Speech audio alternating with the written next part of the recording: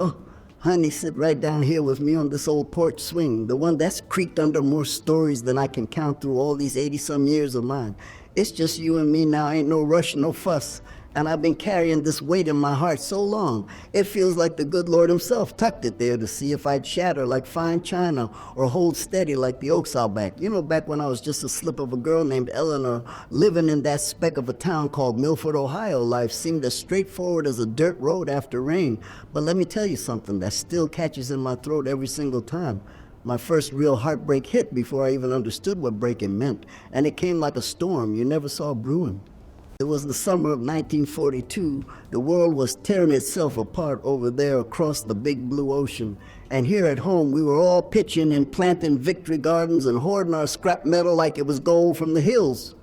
I was 16, fresh-faced and full of dreams, helping Mama in our tiny kitchen with his flour sack curtains flapping gentle in the breeze when Daddy got that dreaded letter, the one with the eagle stamped bold on the envelope. He was the rock of our family. You see, tall and broad-shouldered with hands rough as burlap from working the fields and a voice that could hush a crying baby or boom out a laugh that echoed clear to the neighbor's fence. We'd sit evenings on the steps, him whittling a stick into nothing special and me chattering about school or the latest Bing Crosby tune on the radio. But that letter changed the air in our house thick and heavy like before a twister.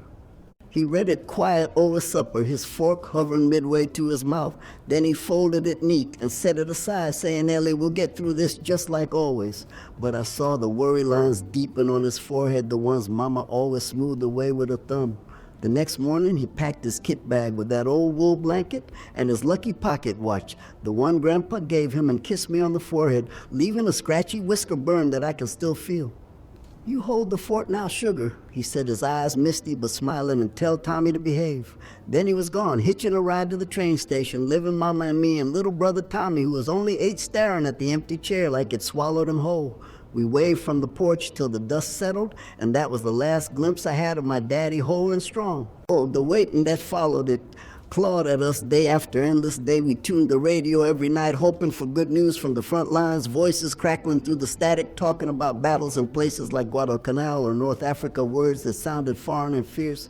Mama'd sew socks for the Red Cross, her needle flying fast to keep her hands busy, and I'd tend the garden pulling weeds till my back ached, thinking if I grew enough tomatoes, maybe it'd bring them home safe. Church on Sundays was our anchor, Pastor Wilkins, preaching on faith, moving mountains, and the pews full of folks nodding solemn, their own kin off fighting too. But nights were the worst when the house went quiet, and I'd lie awake hearing Mama's soft sobs from the next room, wondering if Daddy was cold or hungry or worse. Then one crisp October evening, just as the leaves were turning gold, 2 men in crisp uniforms pulled up in a black Ford, the kind that meant trouble. I was out front raking leaves when they stepped out, hats tucked under their arms, faces grave as stone. Mama must have heard the gravel crunch because she came running from the kitchen, her apron still dusted with flour. They spoke low words I couldn't catch at first, but then regret to inform, and killed in action, hit like a slap. Mama let out a wail that pierced the sky, crumpling right there on the stoop, her hands clutching at nothing while I stood frozen, the rake slipping from my fingers. Tommy came dashing out, eyes wide, asking, where's Daddy? And I pulled him close, whispering lies about him being in heaven now, but inside me everything shattered, that ache spreading deep like roots twisting in the dark. We buried the telegram's truth in the backyard under that big oak where I'd swung as a child, but it didn't stay buried, no sir. Folks came round with casseroles and hugs, whispering, he's a hero, Ellie, he's watching over you. And I nodded through the tears, trying to believe it. But losing Daddy cracked our family wide open, left a hole that wine whistled through no matter how many quilts we piled on. Mama took to her bed for weeks, staring at the ceiling. Her spirit faded like an old photograph, and I had to step up, quit school to keep the farm from falling under. Neighbors pitched in some bringing milk from their cows or helping with the harvest, but it was lonely working me out there at dawn milking Bessie the cow and wondering if I'd ever feel whole again. And that's when the secrets started seeping out like sap from a cut tree, the kind we tried to keep wrapped tight. A few months after the war news slowed and life trudged on, Mama was sorting through Daddy's things in the attic, finding letters tied with faded ribbon ones, not from the front, but from before, from a woman in Cleveland named Rose. They spoke of love-stolen moments and promises he couldn't keep. Mama's face went white as she read them, hit them quick, but not before I glimpsed the words. Daddy, the man I put on a pedestal with his Bible quotes and gentle ways, had a whole other life, a shadow one full of mistakes and heartaches he carried alone.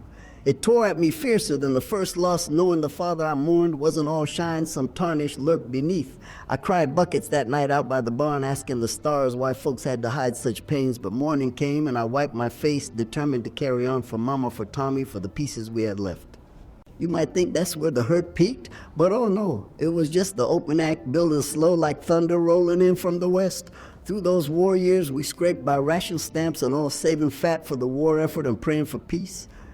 I met my husband, then young Billy from down the road, who lost his brother overseas too. We bonded over shared grief, dancing at the USO halls to forget a spell. We married quick in 45, right after VJ Day, the whole town celebrating with flags waving and church bells ringing, thinking maybe the worst was behind us.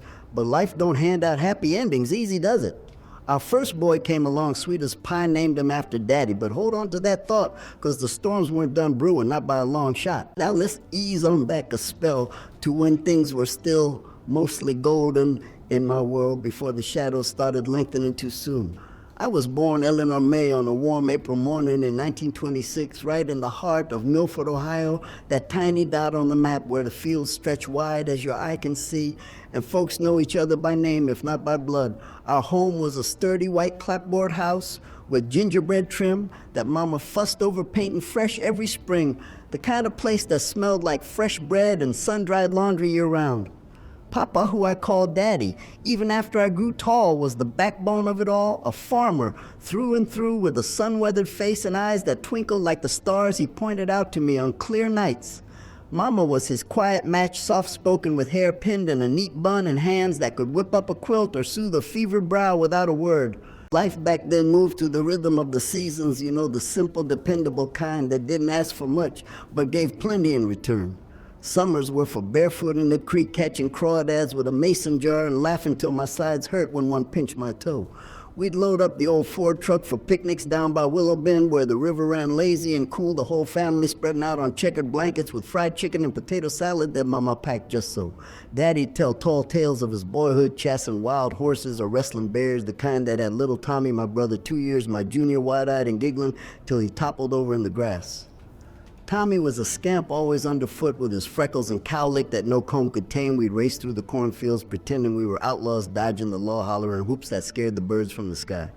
Oh, those fields, they were our kingdom, endless rows of green that whispered secrets in the wind. I'd help Mama in the kitchen learning to churn butter or snap green beans, the steady snap-snap like a song we sang together.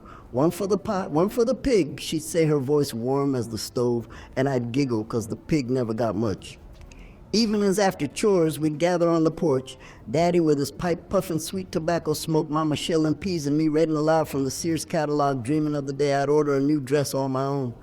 The world felt safe then, wrapped in that small town hug where the blacksmith Mr. Hargrove chew our mule for free if times were tight, and the doc made house calls with his black bag swinging. Church was the heartbeat Sunday mornings in our best starch clothes, singing Amazing Grace with voices blending like honey and tea. Schooling was a joy pure and simple, a one-room schoolhouse down the lane where Miss Abigail taught all us young'uns from primer to 8th grade with a rap of her ruler if we dawdled. I walked there every day, rain or shine, my books tucked under my arm, passing the hollyhocks blooming pink by the fence. Loved learning, did I spelling bees where I'd stand tall, reciting words like perseverance, feeling 10 feet high when I won a ribbon, or reading from McGuffey's Reader's Tales of Brave Pioneers that made my heart pound. Recess was for hopscotch and tag the boys climbing the big maple, while us girls whispered about movie stars like Clara Bow or what it'd be like to ride a train to the city. Tommy trailed after me, sometimes getting teased for being the baby, but I'd shoo him off saying, he's my shadow, leave him be, and we'd share an apple on the way home, the juice dripping down our chins. But even in that golden time, the world outside was stirring changes we couldn't quite see coming. The roaring 20s were winding down by the time I started school, folks talking about flappers and jazz in the big cities. But out here, it was Model T's chugging down Main Street and the picture show once a month showing Charlie Chaplin flickers. Daddy'd drive us to the county fair every August, the air thick with cotton candy and the calliope music blaring as we rode the merry-go-round till we were dizzy. I remember winning a blue ribbon for my lemon pie at 12, the judges nodding approval, and Mama beaming so proud it lit up her whole face. We'd watch the fireworks on the 4th bursting red, white, and blue against the night sky. Daddy hoisting me on his shoulders, whispering, "This land's ours, Ellie, full of promise if we work it right." Those nights felt eternal, like nothing could touch us. Then came the whispers of trouble, the stock market crash in '29 when I was just 3, but the ripples hit us soon enough. At first it was jokes over coffee, Wall Street fools losing their shirts. Daddy chuckled, but by 31 the mill where he worked part-time shut its doors, leaving him to the farm full-time, which meant longer hours and thinner suppers. Mama stopped buying store sugar, we'd make do with molasses, and the garden grew bigger to feed us through winter. I remember the evenings by the firelight, no electricity some nights to save on bills, telling stories to chase the chill, Daddy spinning yarns about Paul Bunyan, while Tommy snuggled close his head on my lap. School went on, but books were shared, and the potbelly stove kept us warm if we fed it coal scraps from the tracks. Neighbors leaned on each other, more barn raisins turned to soup kitchens quiet-like, and the preacher's sermon shifted to providing for the widow and orphan, reminding us faith was our true wealth.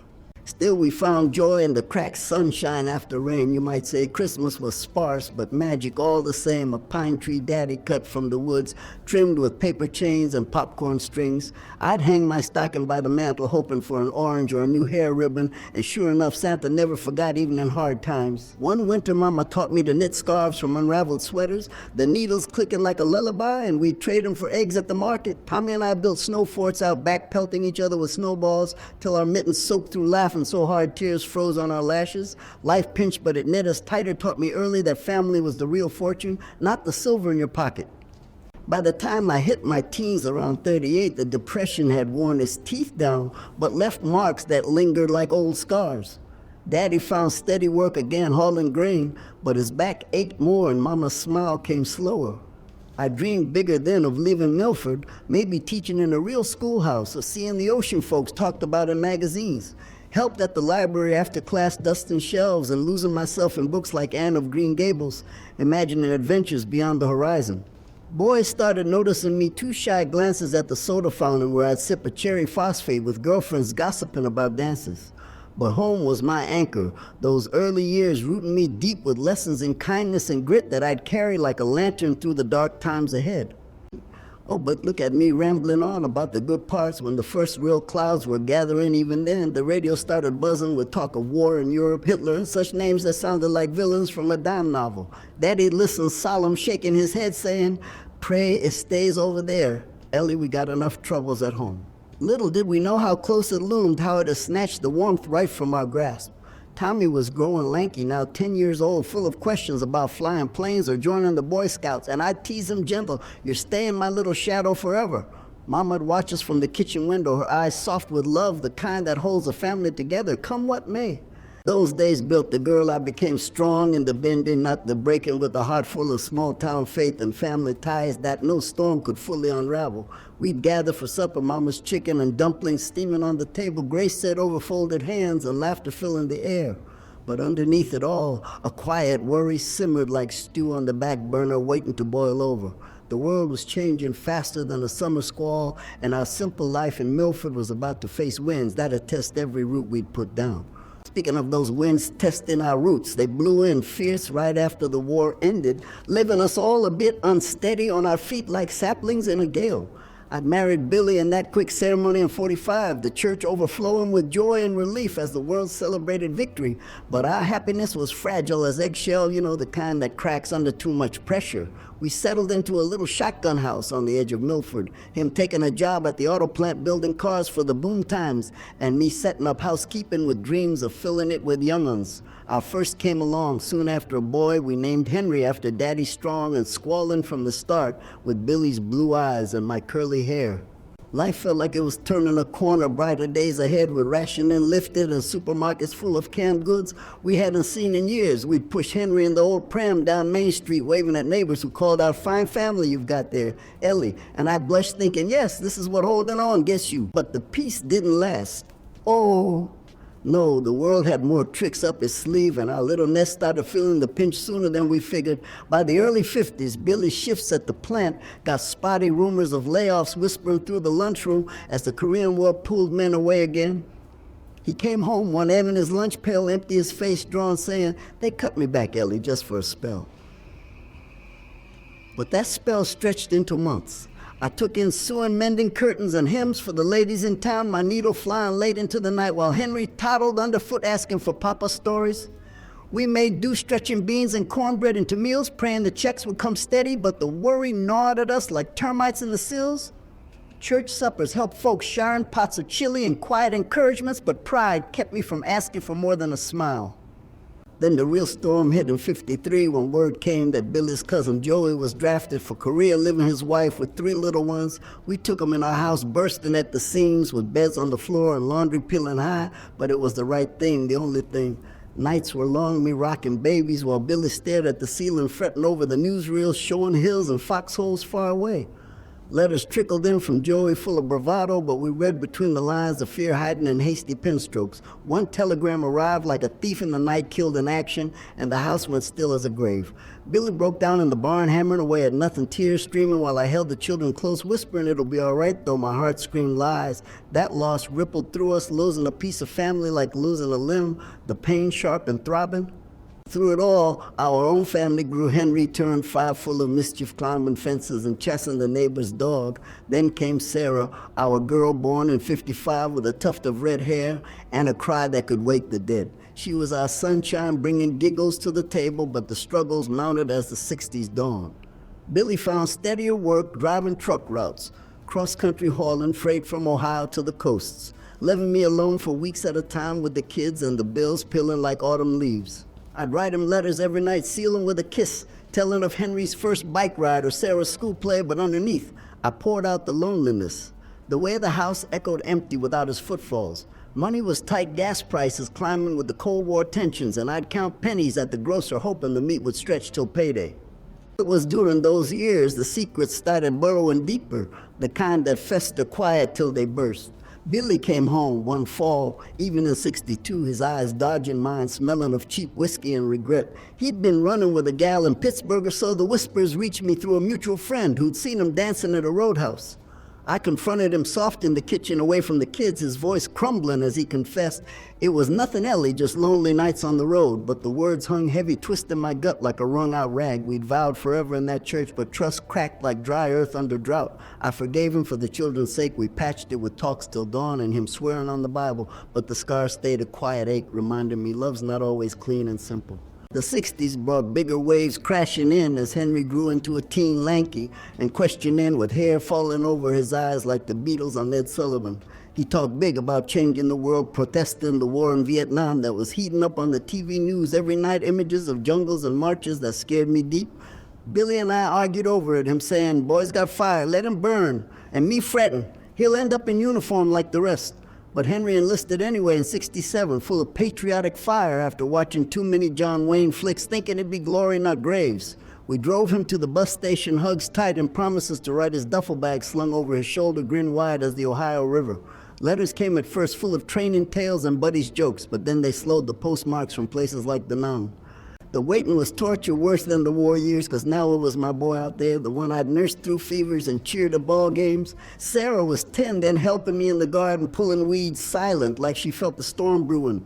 Billy took to the bottle more, his truck routes longer to avoid the empty house, and I'd pray alone in the dark, asking God to bring Henry home whole. Then in '68, the letter came not a telegram, but a notice folded crisp, missing in action, presumed dead from some battle in the Tet Offensive. The world tilted, I sank to the floor, Sarah running to me, sobbing, Mama, what's wrong? While Billy just stared out the window, numb as stone. We held a service small and somber at the church, no body to bury, just his photo on the altar and the flag folded sharp. That loss hollowed us out, left echoes in every room where his laughter used to bounce. Grief wrapped us tight like barbed wire cut in deep, but life don't pause for mourning, does it? We soldiered on, me taking a job at the diner, slinging hash and coffee to factory folks' tips, scraped into a jar for Sarah's school clothes. Billy tried mending his ways, quitting the drink, joining the veterans group, where men swapped stories of wars past and present. But the secrets kept peeling. One evening in '70, I found a bundle of letters in Billy's truck from that Pittsburgh gal, not over like he'd said, but pleading for him to leave us. My hand shook as I read them, hid them away, but the betrayal burned, hot tears falling on the faded ink.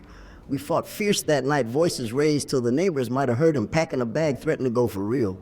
But dawn came and he stayed. We talked raw and real, promising to rebuild from the ruins, the pain forging something tougher, if not whole. The '70s rolled in with oil shots and lines at the pumps, folks, grumbling about Carter and inflation, eating our savings like rust on the truck. Sarah bloomed into a young woman smart as a whip, graduating high school in '73 with dreams of nursing school, but tuition loomed like a mountain.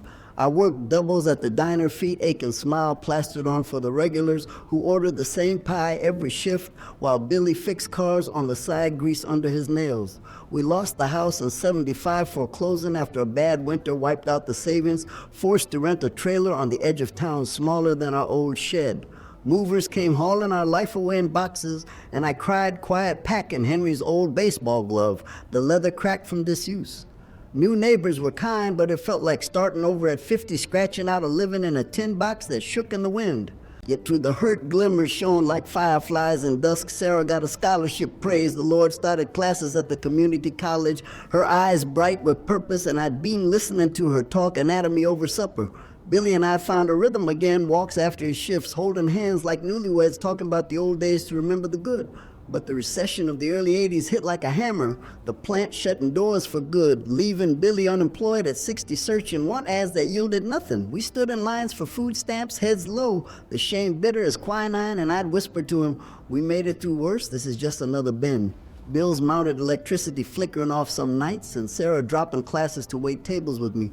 Mother and daughter side by side pouring coffee till our arms trembled. One peak of despair came in '82 when Billy suffered a heart scare, collapsing in the trailer, chest clutching like a vice. The hospital bill came like a death knell, thousands we couldn't pay, and I sat by his bed holding his hand, praying fierce while nurses bustled. He pulled through weak but smiling, saying, ain't done dancing with you yet, Ellie. And that sparked a fire in us to fight harder. Community stepped up a fundraiser at the VFW potluck, an auction of donated goods, folks remembering our kindnesses from years past. It eased the load, some taught me again that small towns hold each other up when the big world kicks you down. But secrets lingered. Sarah confided one night she seen Billy slipping money to an old Flames family, claiming it was charity, but I knew the pull of old mistakes. We faced it head on, talking as a family, deciding trust had to be earned fresh each day, no more hiding in shadows. As the struggles peaked in the mid-'80s with Reagan's economy promising recovery but delivering slow for folks like us, the weight pressed heavy. Henry would have been in his 30s, a man with kids maybe, but his absence haunted every milestone. Sarah's wedding in '84, simple in the backyard, with wildflowers instead of roses, me walking her down the aisle, tears blurring Billy's face. Our first grandbaby came that year, a boy named after Henry, and holding him tight, I felt the peace mended the cycle, turning hopeful despite the cracks. But then Billy's health faltered again, the plant dust in his lungs turning to something the docs called black lung, leaving him coughing through nights. We scraped for treatments. Medicare covered little, and the fear crept in that I'd lose him too soon after all we'd weathered. Through it, the resilience flickered like a candle in the window, refusing to gutter out.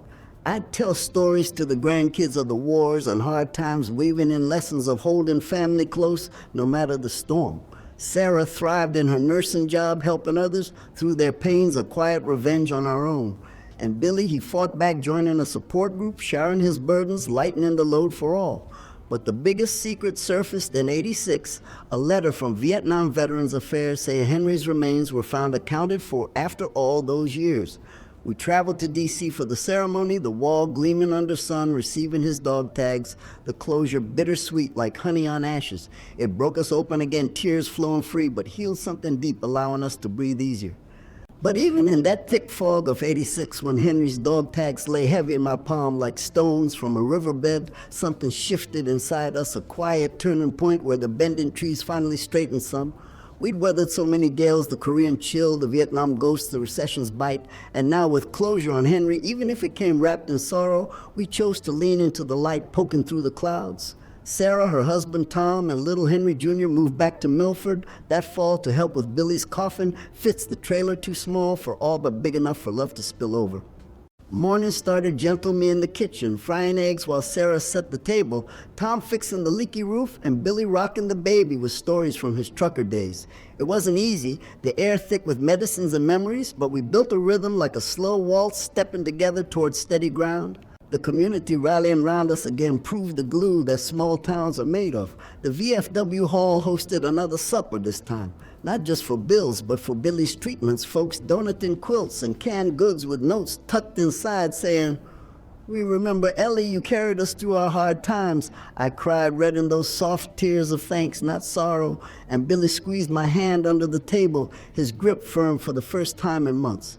Docs at the VA clinic adjusted his meds, started him on oxygen that whistled quiet like a tea kettle, and bit by bit his color returned the cough, easing to a rumble instead of a roar. We'd drive to appointments in Tom's old pickup wind in our hair, stopping at the river for picnics like back in my girlhood, sharing sandwiches and watching the water flow, reminding us life keeps moving, no matter the rocks in the way. One evening as leaves turned fiery red, Billy and I sat on lawn chairs out front, stars winking overhead, and he took my hand rough but warm, saying, Ellie, I've been a fool too many times running from pains instead of fastening with you. It was the deepest talk we'd had since the affair shadows years back, him owning the whiskey nights, the hidden letters, the ways he'd let hurt twist him small. I listened, no anger left, just the ache of years melting into understanding, and I told him straight, we all stumble, Billy, but forgiveness is the bridge back home. We wept together there under the Ohio sky, the kind of crying that cleanses living room for fresh starts.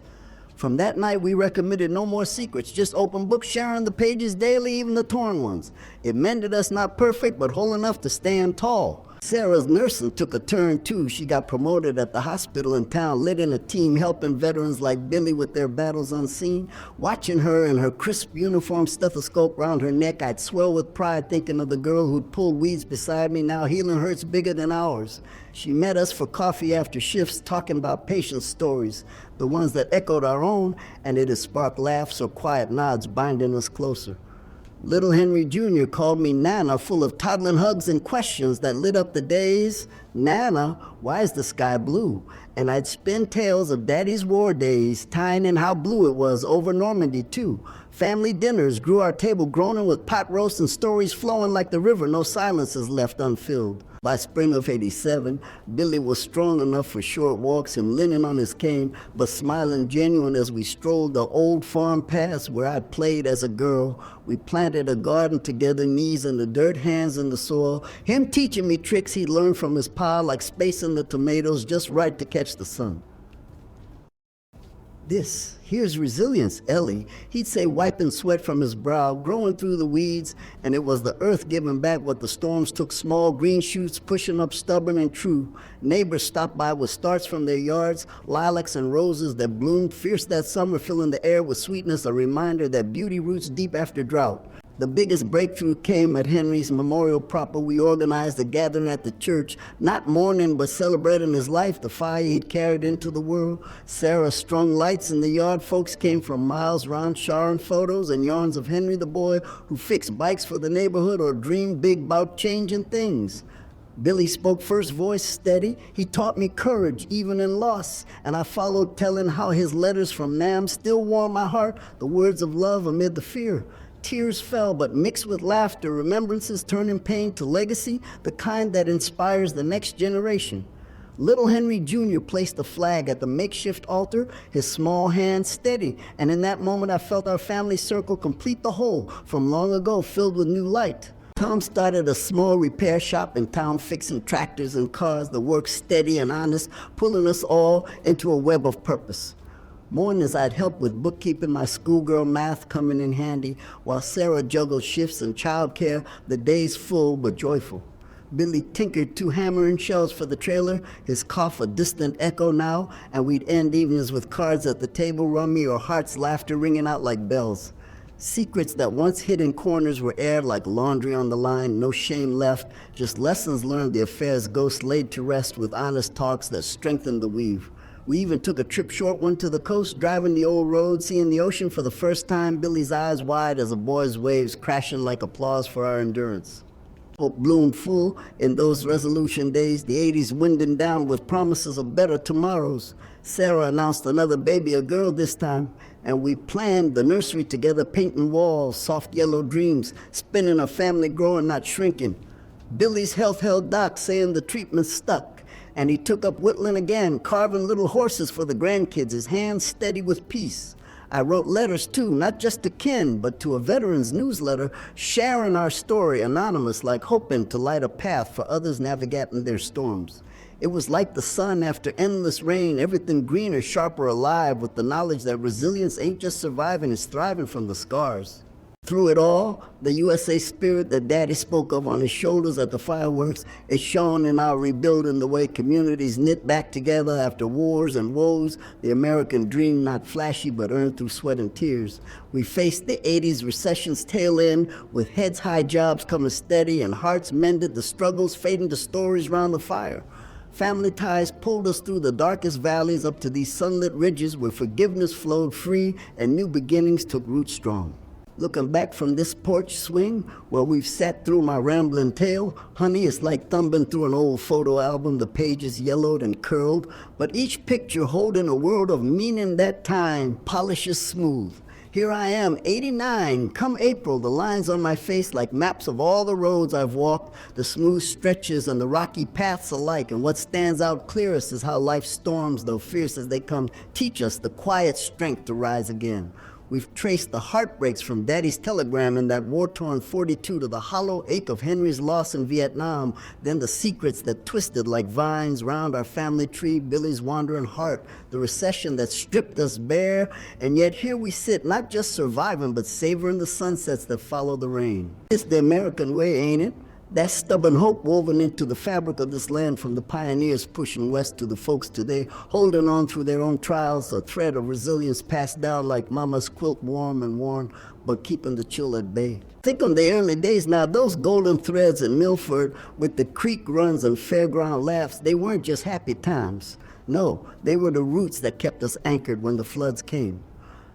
I see little Tommy chasing fireflies, his grin lighting the dusk, and it warms me knowing he grew to be a dad himself out in California, sending cards every Christmas full of his grandkids' photos.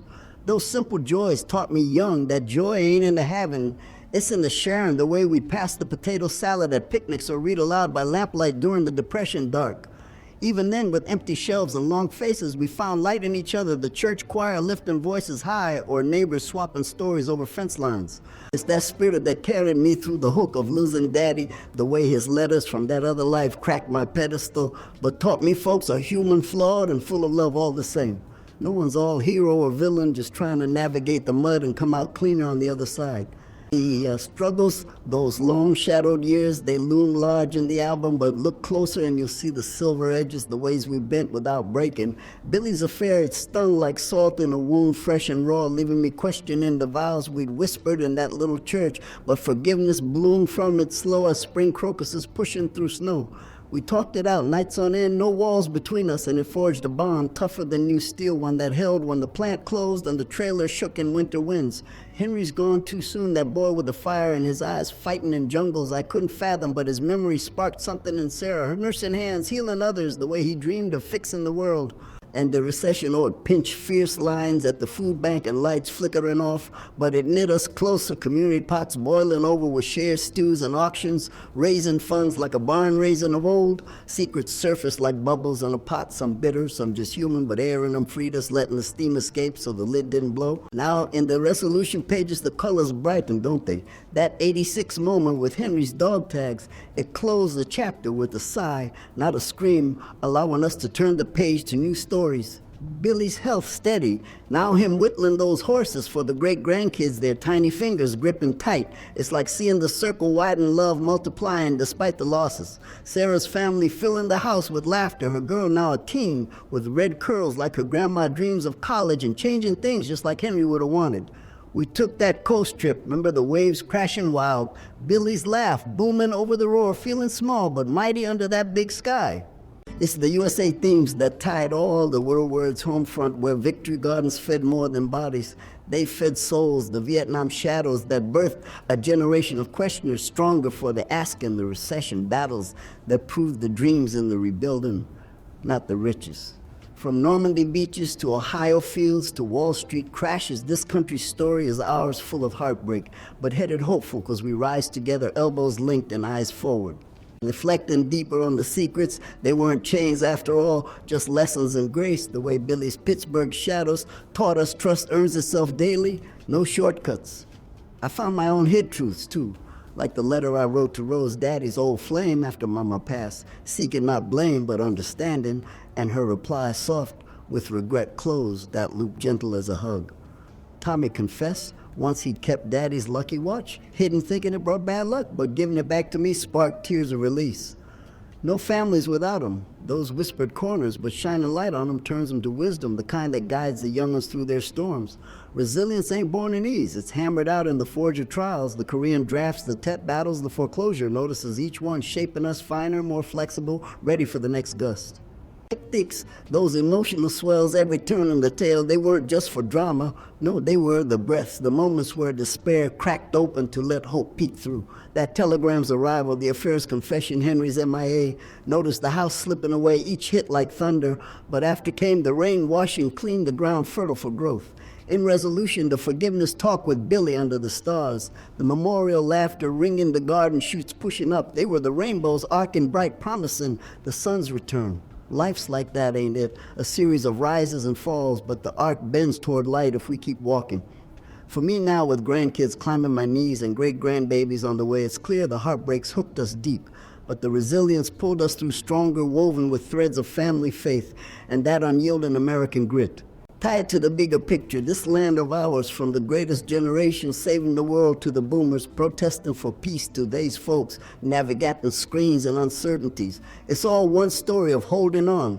Daddy's WOT sacrifice. It echoed in Henry's Vietnam fire and Billy's Korean kin, the war scarring deep but birthing heroes, quiet ones like Sarah healing the wounded or Tom fixing what's broke. The recessions, the 30s pinched, the 80s squeezed. They tested the dream, but proved it. Flexible, stretching to fit the hard times, then snapping back fuller. Secrets across eras, the hidden letters, the unspoken pains, they humanize us, show. We're all just navigating the same muddy road, reaching for the same starlit promise. Hope's the constant thread, the one that says no loss is final, no fall is forever, because tomorrow's another chance to plant those victory gardens in our hearts. As I close this album, honey, the final pages glow with that hopeful tone. Life's too precious for bitterness, too full for despair. We've lost much Daddy's strong arms, Henry's bright future, the house that held our echoes, but gained wisdom deep as the river lessons in love that bends but don't break. Billy's beside me now, his hand in mine, watching the fireflies dance like Tommy did long ago, and I know we do it all again for the joys that pepper the pains, the family that's grown from the seeds we sowed. Sit with your own stories, dearie, let them shape you gentle, and if this tale touched your heart like a warm quilt on a cold night, do me a favor, share it with someone who needs the reminding that resilience wins every time. Hit that like button if it stirred you, and subscribe for more whispers from the porch, because stories like these, they're the real glue holding us all together in this big, beautiful, messy life. God bless and keep smiling through the storms.